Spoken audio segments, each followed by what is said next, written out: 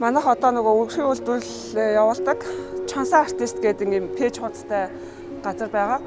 Тэгээд одоогоор болохоор зэрэг манайх нөгөө биеийн арьс арчилгааны бүтээгдэхүүн болох ваны бөмбөлөг, ваны давс, за тэгээд ваны сүү гэсэн 3 төрлөөр үндсэн үйл ажиллагаа явуулдаг. Тэгээд хажуугаар нь болохоор зэрэг ийм шилний лаа буюу шилний лаа, хэвний лаа гэсэн 2 төрлийн лаагаар ингээд энэ үзэсгэлэн бодлоонд оролцож байгаа. Манайх болохоор нөгөө өрхийн үйлдвэрлэл учраас одоогоор нөгөө нэг лангуу тавиур дэлгүүр байхгүй байгаа.